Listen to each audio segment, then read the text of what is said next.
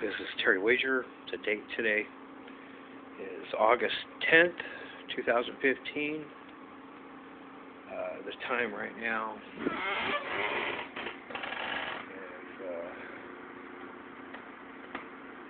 is 1:40 a.m.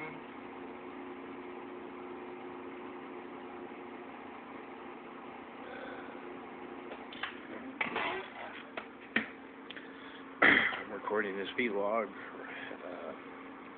at 1:40 in the morning because I'm having sleeping troubles. My sleeping schedule is messed up and I'm not sleeping at appropriate times, which this does happen to me from time to time where my sleeping schedule just gets messed up.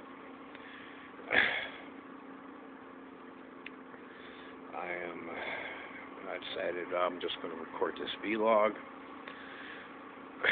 I'm basically doing a virus scan right now on my computer here. I'm basically just waiting for that to finish, and then I'm going to be trying to go to sleep. I make these vlogs because I chronologically documenting how I'm a victim of police and county sheriff's sting operations. I am a victim of a murder conspiracy.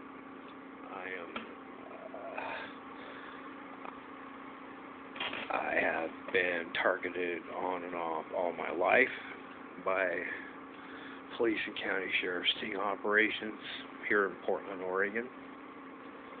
I was targeted by sting operations when I was just 6 years old. When I was just a kid growing up here in Portland, Oregon, I was too young at the time to understand that or to realize that. I'm going to try to summarize as best as I can how I have been targeted by police and county sheriff's sting ops all my life, and try to explain not only the reasoning for it, but to try to explain it in a way that makes sense. It's very difficult to explain because I have been targeted on and off all my life by Portland Police and Multnomah County Sheriff's sting operations. And the early portions of my life, such as when I was a child, I didn't even realize at the time that I was a victim of a sting. In 1971, I was only 6 years old. I had very little knowledge of crime, absolute no knowledge of covert crime, and no knowledge of organized crime, and no knowledge of sting operations, and no knowledge that civilians that are relatives and buddies and girlfriends of people in law enforcement aid and abet people in law enforcement in framing and targeting people. When I was only 6 years old, in 1971, the Dunham family, who were neighbors of ours, who lived just 2 houses away, were civilian sting ops for the Multnomah County Sheriff's and for the Portland Police Department. And the Dunham family was aiding and abetting the Multnomah County Sheriff's in framing a neighbor of ours that lived a block away from where they lived and a block away from where I lived. Keep in mind, the Dunhams only lived 2 houses away from me at the time. The Multnomah County Sheriff's and the Dunham family was framing this neighbor as a pedophile. They were using a county sheriff officer as a double of the person that they were framing, and the county sheriff officer was acting as a double of the person while that county sheriff officer was in the target's home. And it was the Dunham family that brought their children to that house, as well as neighbor children, for the purpose of having the children pose with this double at the target's house and it was the mother of the Dunham family that was taking photogenic photos of it. And the mother of the Dunham family was the one that brought the children to the double. The mother of the Dunham family is the one that brought the children, her own children as well as neighbor children, to that house for the purpose of posing with this double. I happen to be one of the neighbor children that Darlene Dunham rounded up to bring to that house.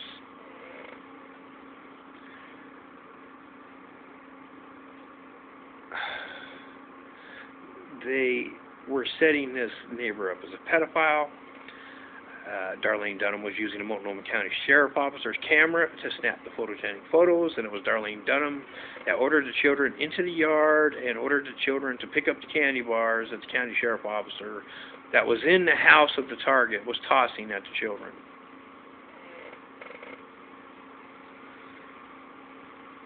I was a witness to this. Darlene Dunham literally rounded me up and brought me to this house along with her own children for this staged event in which they were staging these crimes for the purpose of framing a neighbor. And the neighbor wasn't even at his home at the time. They used me in this operation, and I witnessed them committing these crimes, but I was only 6 years old at the time. I had no clue what was going on, and they sure as hell weren't trying to explain to me as to what the hell was going on. I was, for all intents and purposes, being babysitted by Darlene Dunham, and ever since she took me to that house, I was asking questions. From that point forward, I was asking questions. But I didn't understand what was going on, and I had no concept of crime, or especially covert crime, or the concept of framing. I had no concept of any of this. And keep in mind, this was 1971. I did what I was told because I'm being babysitted by Darlene Dunham. She was the one ordering me around and telling me, okay, do this, okay, do this, okay, do this. And I didn't understand any of it. And I was too young at the time to understand that the person that was tossing the candy bars at us, the person that was acting as the double, was a Multnomah County Sheriff officer. I didn't know and didn't understand that, even though I saw him in his uniform. Because I was only 6 years old, I didn't know what the hell a county sheriff officer even was. And when I saw the county sheriff officer in his uniform, I didn't know what it represented. Well, the camera Darlene Dunham was using had a Multnomah County Sheriff's seal on it, and I saw the seal on that camera. But I'm only 6 years old. I didn't know how to read yet. I wasn't even in school yet at the time. So I didn't know what that seal represented, but I never forgot what it looked like either.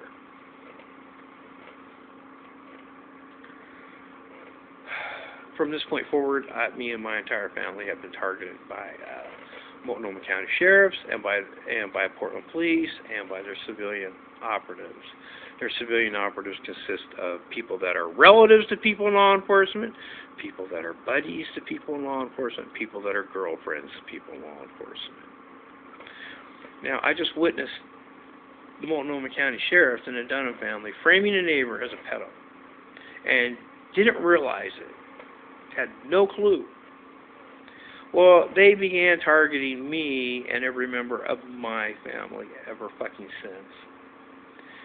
They spent the next 3-4 years targeting me and my family, knowing that I'm a witness, but at the same time, against them, but at the same time, they know that I was too young to understand what I witnessed, and I had no clue what was going on.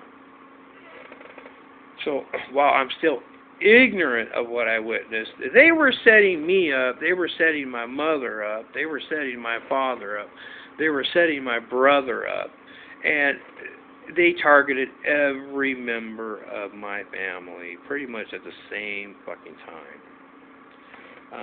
By Darlene Dunham, the mother of the Dunham family, she was ingratiating herself to my mother to gain further access to me, and the Dunhams and the Multnomah County Sheriffs were using me in further operations, and only this time they were setting up my own parents. the Dunham family were telling my mother, "Oh, gee, we're taking our kids to the movie theaters. Can we take your son along with us?" And this is after Darlene Dunham befriended herself to my mother. So she ingratiated herself to my mother to gain my mother's trust. So my mother agreed and consented. Darlene Dunham was taking me, Darlene Dunham and her son, and Darlene Dunham's husband, Cal Dunham, was taking me to see the most inappropriate movies you could ever imagine. I can't name all the movies that she took me to, but I never forgot the movies that I saw. Keep in mind, I'm only 6 years old. I couldn't read. So when they showed the names of the movies at the beginning of the movie, I can't read what it says. I'm only 6 years old. And they were taking me to see the most inappropriate movies you could ever imagine. They all had rape scenes, boob scenes, sex scenes,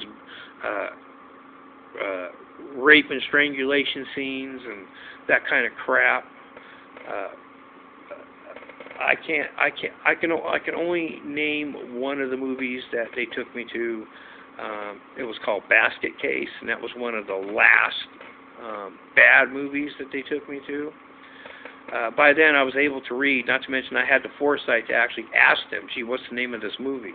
Because all the other movies they took me to, I'm only 6 years old, and I didn't even have the fortitude or common sense to even ask them, what's the name of these movies?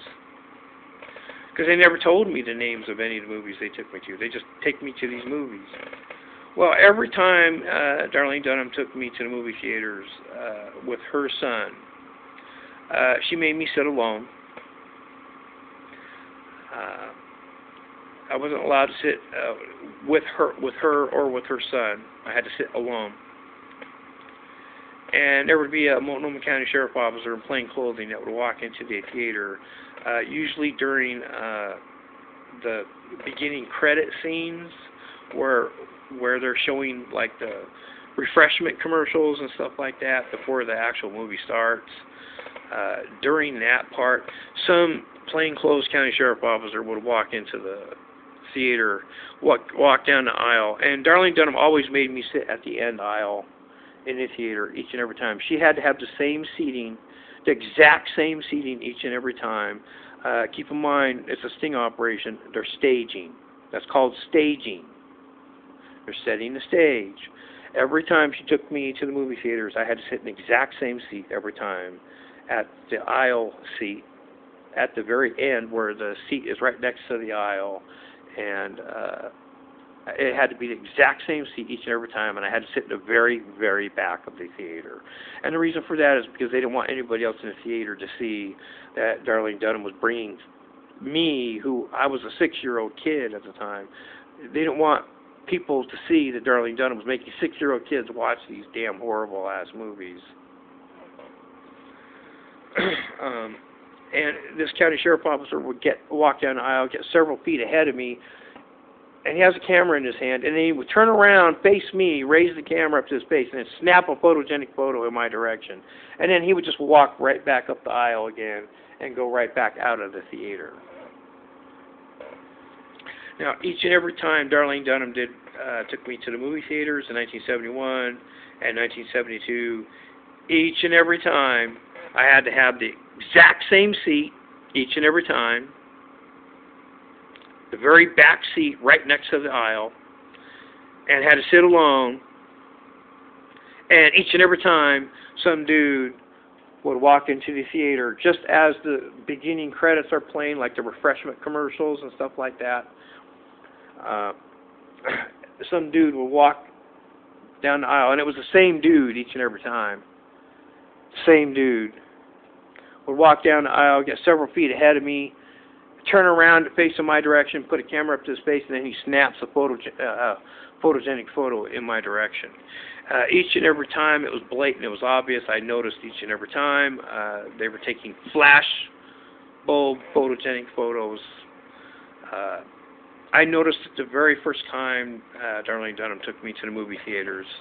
And the second time, I didn't think anything of it the first time. The second time Darlene Dunham took me to the movie theaters, I noticed it again. And from that point forward, I was expecting it. But I didn't understand Why is it happening? Keep in mind, my understanding of the world at the time was very limited. I'm only 6 years old at the time.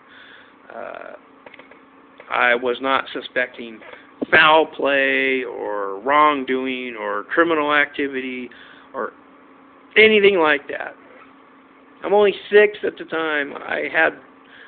But I'm noticing all these weird things.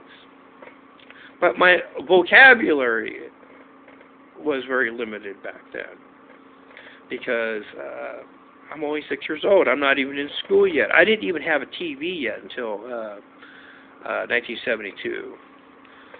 That was the year my parents first got a TV, so I never even got to have the benefit of learning words or learning concepts by TV until 1972.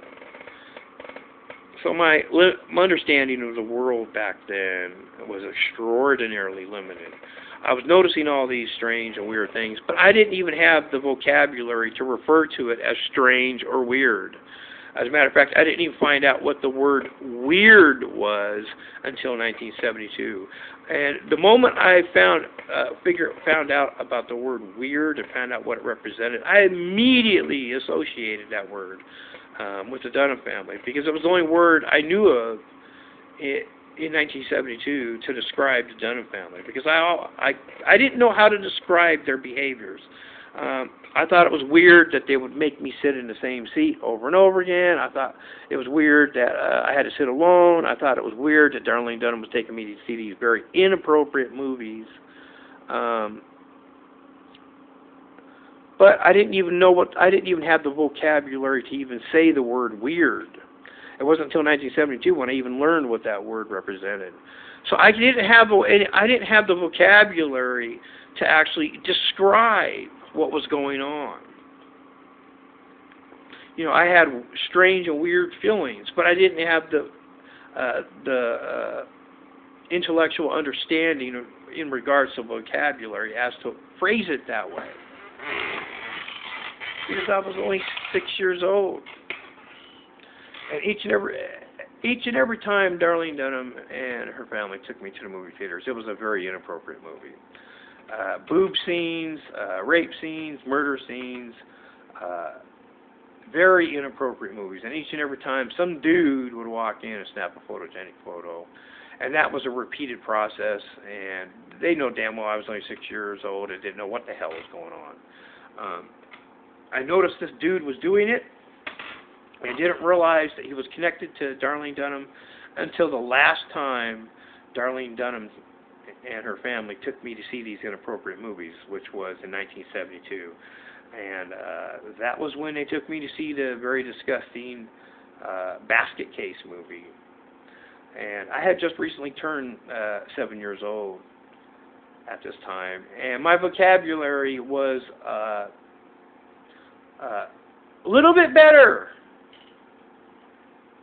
in 1972, and I started questioning things, and I started asking questions, and I actually started complaining. I actually complained to Darlene Dunham's son, Kurt Dunham, in 1972 about the movies that Darlene Dunham was taking us to. And that's when they stopped taking me to see these movies. I didn't complain when they took me to see the movie Basket Case, because I think I was like still 6 years old, or I might have just turned 7 years old. But shortly after this, I would say about 2 to 3 weeks to a month later, Darlene Dunham started inviting my mother to come along. And when she started inviting my mother to come along to the movie theaters with her, that's when the Dunham family took us to see an appropriate movie. It was a Disney movie. And ironically, Darlene Dunham still insisted I sit in the same seat. And Darlene Dunham was insisting that my mother sit right next to me in a seat that's normally empty, that Darlene Dunham and her family always kept that seat empty. And then Darlene Dunham was sitting next to my mother. And then Kurt, Darlene Dunham's son, Kurt Dunham, was sitting next to her. And right before I can't remember the name of the movie, but it was a Disney movie. It was a Tim Conway and Don Knotts movie. It was the Apple Dumpling Gang or something like that. I can't remember what the name of the movie was. But it was the first appropriate movie I was taken to by the Dunham family. But keep in mind, right before the movie started, before they even turned out the lights in the theater, this dude that was repeatedly snapping photogenic photos of me throughout the entire year that Darlene Dunham was Darlene Dunham was taking me to these movies to see these very inappropriate movies. This dude was standing right next to me. I'm sitting in the aisle seat, right next to the aisle, and here's the dude standing right next to me. He's like in the damn doorway, right here at the aisle, and he's like looking over at Darlene Dunham. And when Darlene Dunham noticed him, that's when Darlene Dunham was trying to get my mother's attention, get my mother to look over there on the far side of the theater on the left. And when Darlene Dunham got my mother's attention and got her to look over there, that's when this dude who's standing at the end of the aisle walked down the aisle, got several feet ahead of us. He turned around and snapped a photogenic photo in our direction. And then he walked back out of the fucking theater. Now that's when Darlene Dunham and her family invited my mother to come along, and they took us to see an appropriate movie for a change. Now, keep in mind, I'm already a witness to the fact that the Dunhams and the county sheriff framed a neighbor as a pedo, and they were using doubles and photogenic photos to do it. And they were using the Dunhams' children as well as neighbor children to pose with the double. And it was the Dunham family that was using Multnomah County Sheriff equipment, known as cameras, to take the photogenic photos of her children, as well as the neighbor children she rounded up. Well, here they are targeting me and my family in a sting operation. Now, I was witness to this. I'm witness to this, but I didn't realize. You have to understand, I just turned 7 years old. I still have no understanding or concept of covert crime or sting operations, or I had no idea people even did this shit to people. I mean, they spent, the Dunhams literally, after they framed that neighbor as a pedo, after the county sheriffs and the Dunhams framed that neighbor, they spent an entire fucking year befriending my mother so that they can gain further access to me, and spent a year taking me to the movie theaters to see very inappropriate movies that made me sit alone while some dude would walk into the theater, get several feet ahead of me, turn around, snap a photogenic photo, and each and every fucking time it was an inappropriate movie. Now, I never forgotten those movies. I never even forgotten the theaters Darlene Dunham was taking me to. But I was only 6 years old at the time and couldn't read. But I remember how the movie started out and what happened in the movies, so I can describe the movies. I never forgot any of it because it was weird. It was strange. Now, ironically, when they invited my mother to come along, and they took us to see an appropriate Disney movie for a change, the dude that takes this photogenic photos in the same manner in which they've done throughout the entire year of 1971,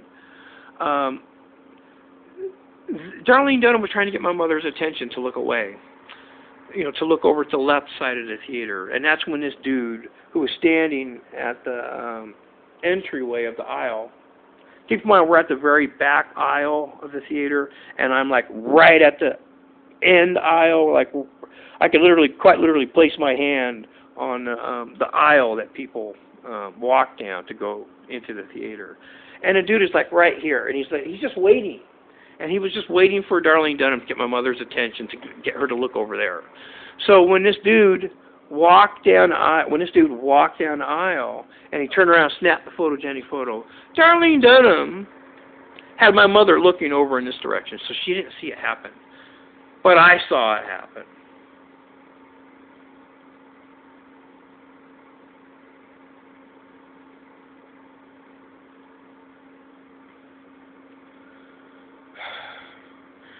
at some point during this movie, with Don Knotts and Tim Conway, me and Kurt Dunham had to use the restroom, and I happened to complain to Kurt Dunham in the restroom about the movies that they were taking to. I happened to make mention to Kurt Dunham that, gee, it's nice to actually see a decent movie for a change. It was the first movie I was actually happy with. And I happened to actually say it that way. And Kurt Dunham, he was not happy or pleased that I said that. I was literally thinking of the Dunhams, not as criminals at the point, because keep in mind I have no understanding of covert crime or sting operations. I'm still unaware that they're targeting me and my family. I'm still unaware that they're sting operatives. I'm still unaware that they frame people. I'm not aware of it yet. But all these weird things that were happening, I was associating the word weird to the Dunham families ever since I was 7 years old in 1972. Ever since I learned of the word weird and learned its definition, I immediately started referring to the Dunhams as weird. Because it was the only word I could think of. That was the only word in my vocabulary in 1972 that I could use to describe the Dunham family. Looking back on it, they were not even trying to hide the sting operation from me. They were just completely taking advantage of the fact that I was completely ignorant of covert crime and sting operations and covert framing of people and how they're organized and how they operate in an organized fashion in order to stage shit so that they can frame people for shit. And I had no clue. I was clueless. You have to understand, I witnessed them doing all this shit, but I didn't have the wisdom or understand or knowledge or understanding of what it was that they were doing. I didn't realize they're committing crimes. I didn't realize that they framed that neighbor as a pedophile. And I didn't realize that this is the reason why they ingratiated themselves to my mother so that they could have further access to me. Because they were setting up my own parents, my own mother, as a pedo right after they framed that neighbor. And they were using me in this. And they were taking advantage of my ignorance of sting operations. They took advantage of the fact that I don't know what's going on. They took advantage of that.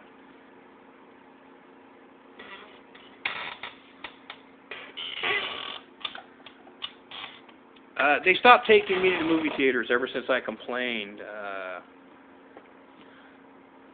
in 1972. It might have been 1973. I don't remember. I can't remember. It's when they invited my mother to come along for the first time, and they took me to see the Tim Conway and Don Knotts movie. I think the movie was called The Apple Dumpling Gang, but I'm not sure. I know it's a Disney movie. I know Tim Conway and Don Knotts starred in it, and I know it was like an old Western type of a movie. I think it was called The Apple Dumpling Gang, but I'm not entirely sure. It was the only appropriate movie the Dunham family took me to see. But that's when I complained to Kurt Dunham, because that was the first time I actually made a verbal complaint, because I happened to mention, gee, it's nice to see an appropriate movie for a change. From that point forward, they never invited me to go to a movie theater with them. And they kind of switched gears. They never stopped targeting me and my family. They just switched gears. They stopped focusing on targeting me and my mother, and they basically started ignoring me. And from that point forward, they focused on targeting my older brother, Harold Wager, and they focused on targeting my father, Don Wager. It was the father of the Dunham family, Cal Dunham, that was trying to befriend my father after this. And it was Darlene Dunham's two older sons, David Dunham and Mark Dunham, that were trying to befriend my brother, Harold Wager. And the Dunham family's children were deliberately and intentionally getting my brother into trouble. And while they were getting my brother into trouble, Cal Dunham was trying to trick my father into making financial investments with Cal Dunham. Cal Dunham was trying to talk my father into buying land with him. Cal Dunham was trying to talk my father into purchasing boats with him, going halfsies for boats and stuff like this. He was trying to trick my father into financial agreements where they go into purchasing something.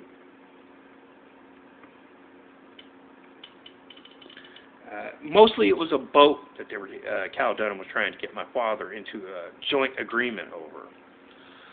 My father was never dumb enough to fall for or to get into any kind of a financial agreement with somebody else, and my father just avoided any of that kind of shit. But Cal Dunham was pushing for this shit.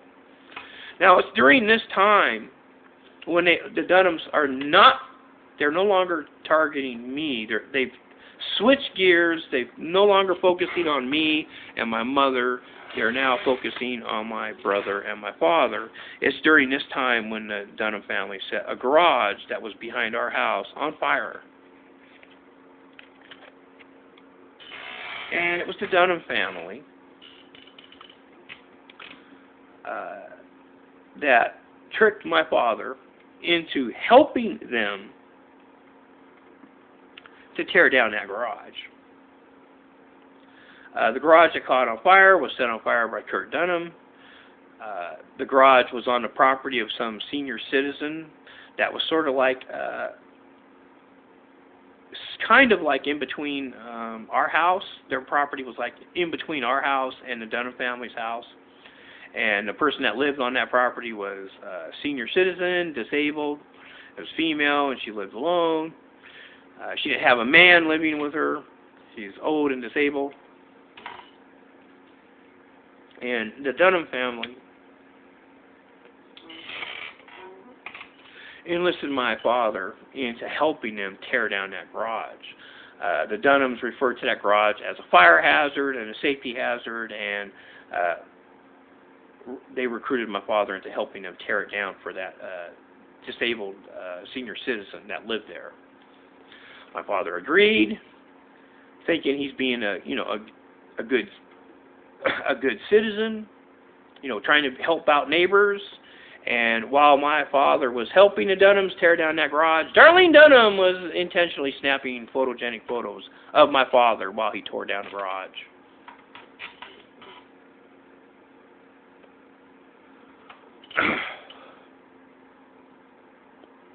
It's the same year they set that garage on fire. It happens to be the same year the Dunham family planted stolen stereo equipment on our property. And this is in 1972. I'm the one that found the stolen property on our property and told my father and mother about it. And my father immediately called the police to report it and to surrender it over to the police. And when the police officer got there, my father was explaining to the officer how his son found it, and I'm the one that found it. It was literally under our house, right under our porch. Our back porch is like on the outside of the house, so it's not in our house, it's outside of our house, but it's under our back porch.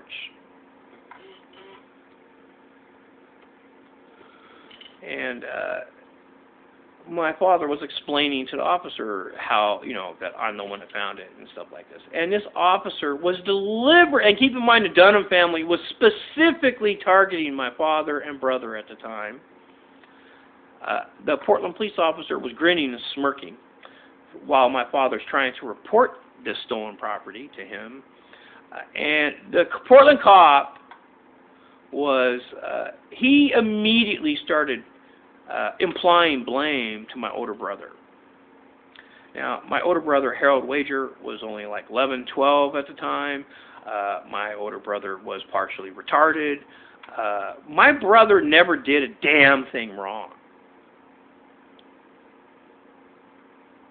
This Portland cop was grinning and smirking while he was implying blame to my brother.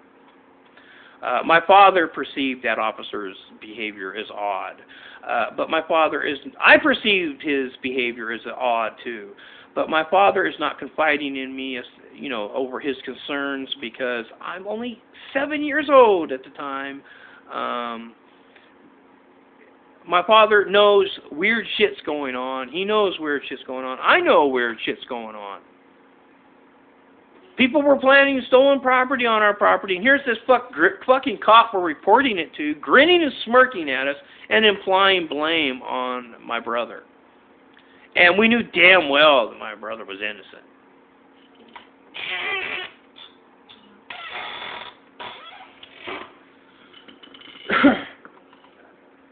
By 1973, Darlene Dunham was majorly trying to befriend my mother, Valerie Wagar.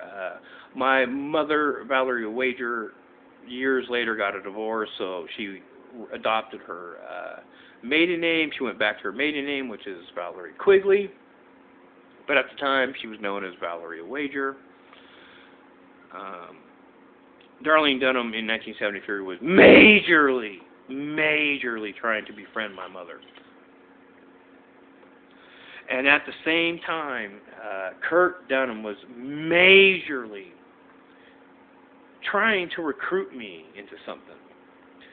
He was trying to act like a friend. He was trying to reestablish friend-like connections.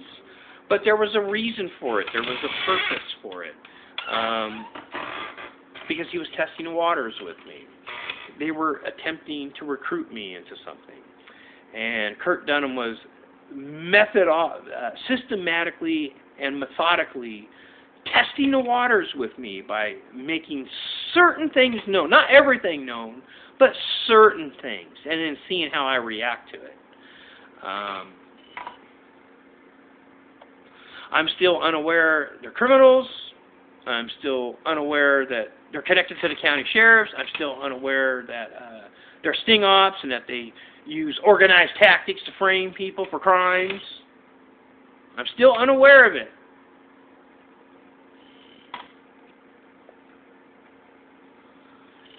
Kurt Dunham was making certain things known to me in 1973. I was very much under the impression they were trying to recruit me into something. What, at the time, I didn't know.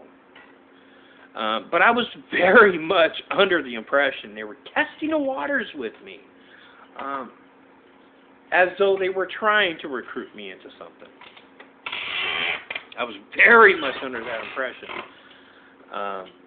In 1973, I'm 8 years old. I'm older. I'm wiser. I'm still not savvy when it comes to covert crime. And I'm still unaware of the fact that the Dunhams are criminals, and still unaware of the fact that they framed that neighbor in 1971. But I was very much under the impression that they were trying to recruit me into something. Kurt Dunham specifically wanted me to know he had a special, he had something special that he wanted to show me. And he was acting like it's something that's a big secret. And he was acting like it's something that he's not supposed to talk about. And he was very reluctant in showing me this item, but he wanted to show it to me. But I could tell he was making certain things verbally known, and was gauging my reaction. And I could tell that that's what he was doing. I was very much under the impression that he's like trying to recruit me into something. What I didn't know. He was telling me he had a special whistle. Now, keep in mind, he's not grinning, he's not smirking, he's acting like this is a big-ass fucking secret, and that's one of the most serious fucking things in the goddamn fucking universe. And that's how he was acting, that's how he was behaving, and he was very cautious about what he said in regards to it.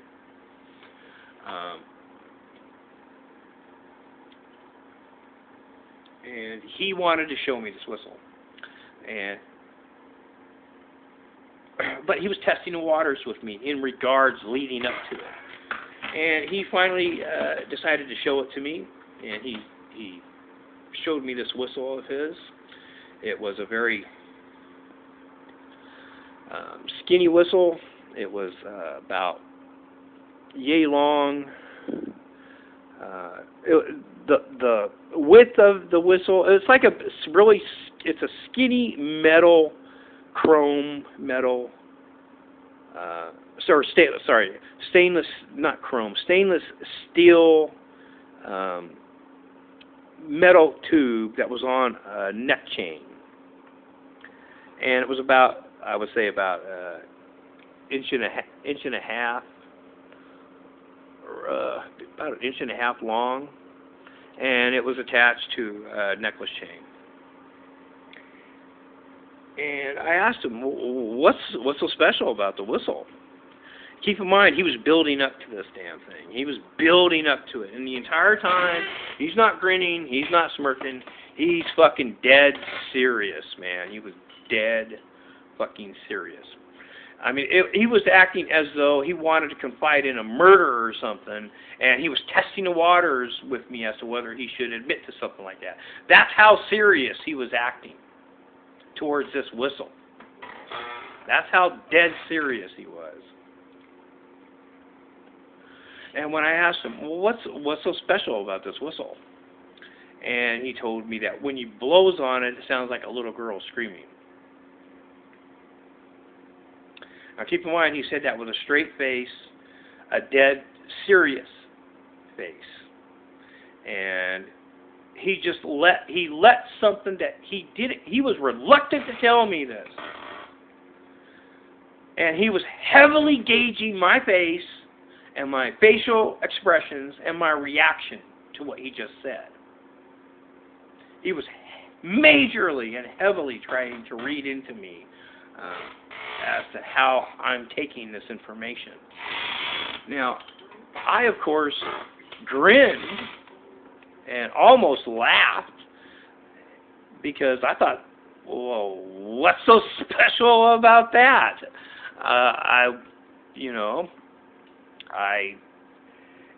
Kurt Dunham didn't like my reaction at all. He did not like my reaction. He's obviously picking up on the fact that I'm completely clueless as to what the purpose of it is.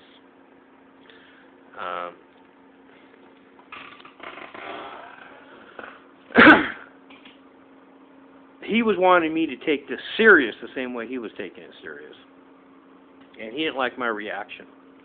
And from this point forward, he wasn't happy with my reaction. But he didn't want to discuss it anymore. And I asked him, well, what's the purpose of this whistle? Why do you need a whistle that does that?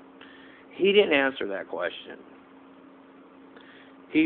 But he was dead serious, and he didn't answer that question. He just put the whistle away, and he refused to talk about it any further. The same day that Kurt Dunham showed me this whistle happens to be the same day, literally shortly after this incident with the whistle, maybe like 10, 15 minutes later, because Kurt Dunham was sort of testing the waters with me. So I started to test the waters with him.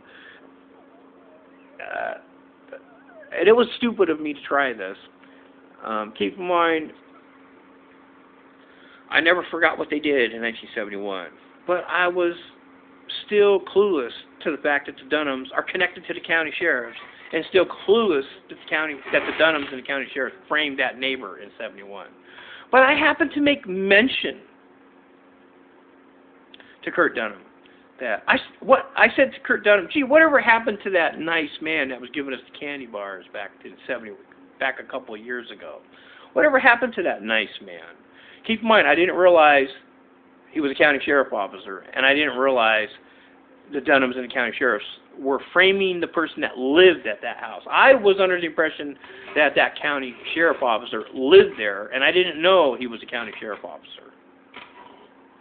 I didn't know yet. So I made mention to Kurt Dunham, but I remembered that day. That's when the Dunham family completely ceased recruiting me in anything.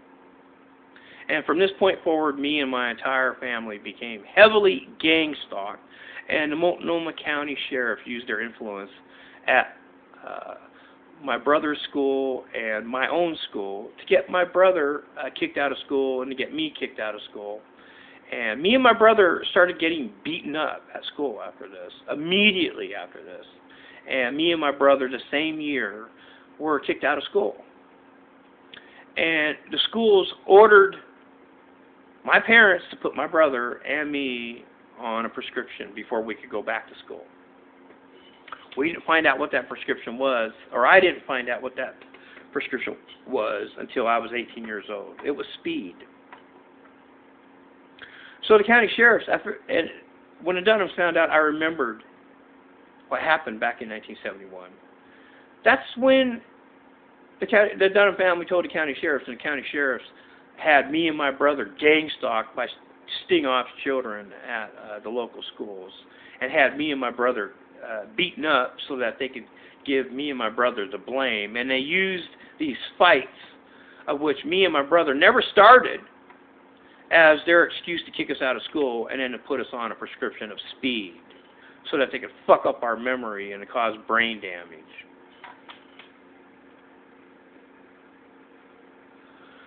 Now, on the prescription, it had a clinical name. It wasn't called speed. It was just called by the clinical name. And my parents had no idea what the hell it was. I had no idea what the hell it was. All my parents knew is, gee, my brother is getting in trouble at school. My brother got kicked out of school. Oh, now Terry's getting in trouble at school. Oh, he's kicked out of school now. Oh, we have to put them on these. The schools are insisting they have to go on these meds before they can go back. So my parents stupidly, and blindly trusting of their government, agreed to put us on these meds and had taken us to a doctor to put us on these meds. Now, keep in mind, it was the schools ordering it.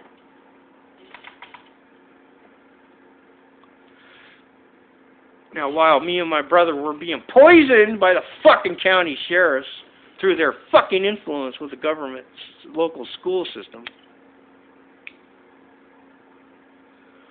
my father, Don Wager, was being gang-stalked by sting-ops at his place of employment. And the sting-ops at my father's place of employment were deliberately sabotaging my father's career. They were deliberately having staged conversations around my father for the purpose of setting him up for video surveillance. And these sting-ops, through their influence, got my father fired. By 1974, my father and my brother were being heavily gang-stalked by sting operatives. My brother couldn't leave our home without getting beaten up. He couldn't leave the home without being gang-stalked by sting-ops that were neighbors, and these sting-op neighbors wouldn't stop making accusations about my brother.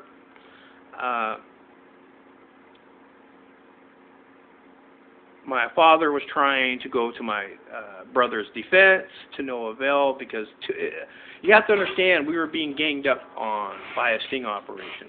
That means multiple people in law enforcement and multiple civilian people that lived in the neighborhood were ganging up on us at this point.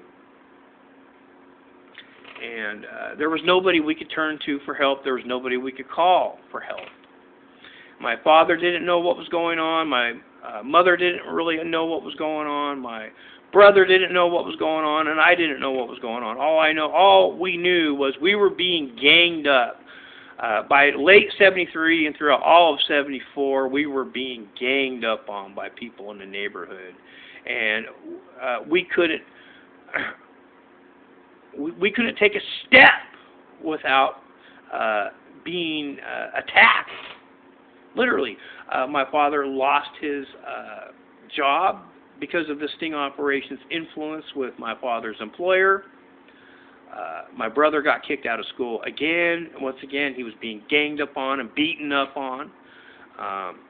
I was being ganged up on and beaten up on too, but at my school. And I was like 5 years younger than my brother, so I didn't go to the same school he went to. The gang stalking and the beatings that I suffered from these sting ops was much less severe than what my brother was going through.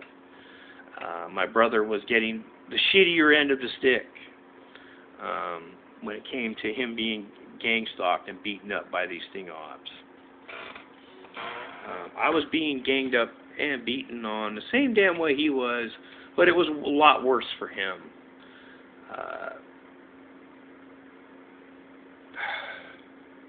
He didn't know at the time what was going on. I didn't know what was going on. My father didn't even know what was going on. Ironically, in 1974, while me and my brother were being poisoned by the school system, after the Dunhams found out that I still remembered what happened in 1971, and this poisoning began right after the Dunhams found out that I still remembered what happened in 71. My mother, Valerie Quigley, she was still palling around with Darlene Dunham. So Darlene Dunham had a great deal of influence over my mother.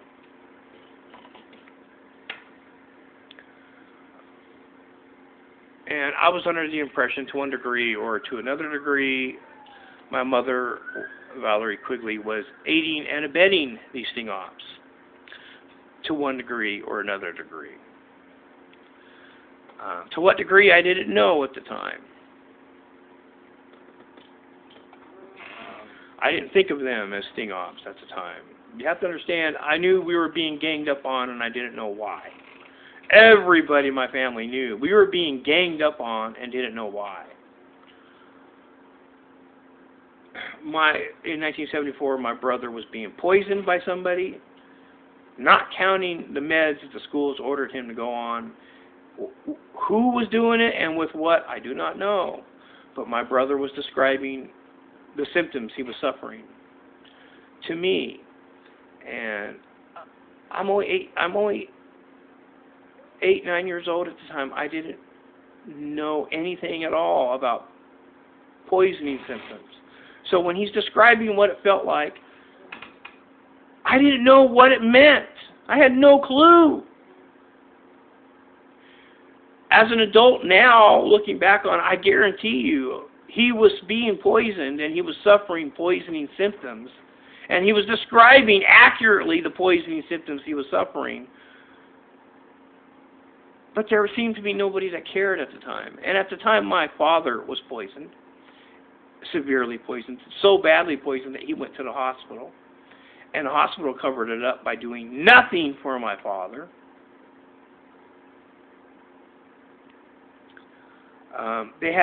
They were poisoning me with speed at the time, and I didn't even know it. I didn't even fucking know it.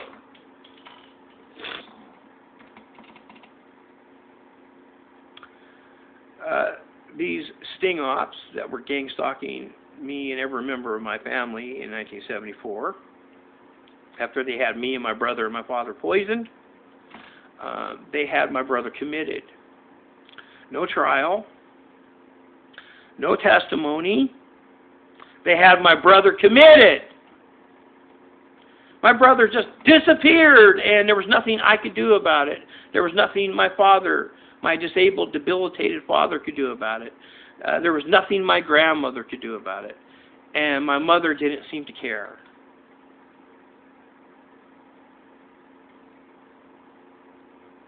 Two weeks after, and I'm in shock at this point. I'm scared to leave my home. And it's literally 2 weeks. 2 weeks after my brother was committed. Kurt Dunham came to my house, wanting me to hang out with him. And I'm in shock at this point over everything that's happened to my family. And Kurt Dunham wanted me to go to the park with him, to Selwood Park. And it was his idea to do this. And when we got to Selwood Park, two dudes in camos that were wearing camo outfits, and they had camo paint on their fucking faces, were shooting at me with pellet rifles.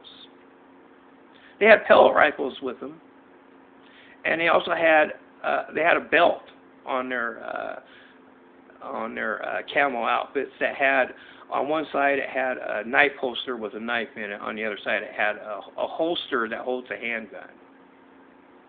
These two dudes at Selwood Park were shooting at me. They weren't shooting at Kurt Dunham, they were shooting at me. And Kurt Dunham I was ducking behind a tree. And Kurt Dunham ducked behind a tree with me.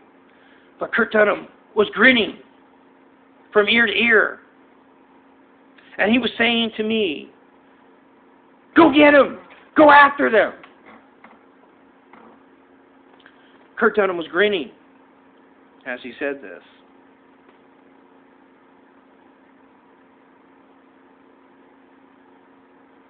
I was only 9 years old at the time. This sting operation that just poisoned my father, and they poisoned my brother, and they had my father jobless and disabled and debilitated, and they had my brother poisoned, beaten, and committed. Here they are 2 weeks later setting me up to be shot and killed, and I'm only 9 years old.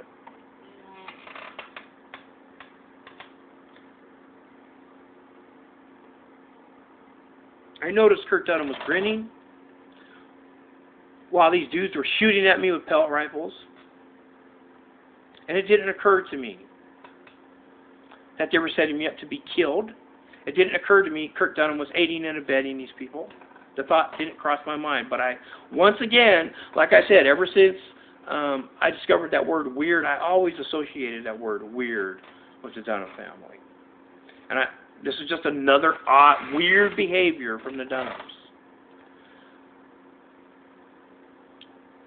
By the time I was 10 years old, I started showing interest in watching the news.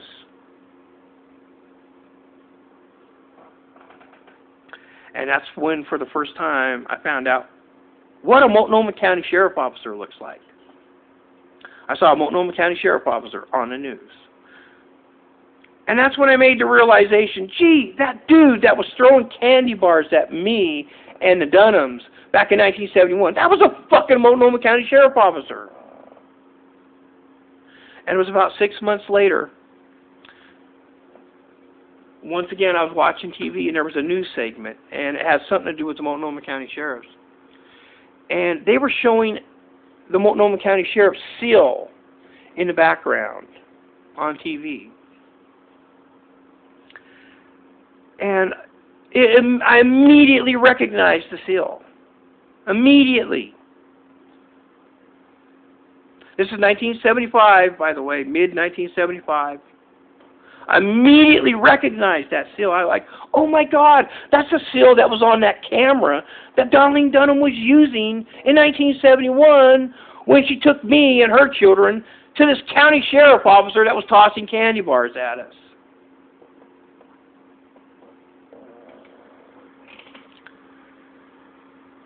And that's when it clicked for me. That's when I realized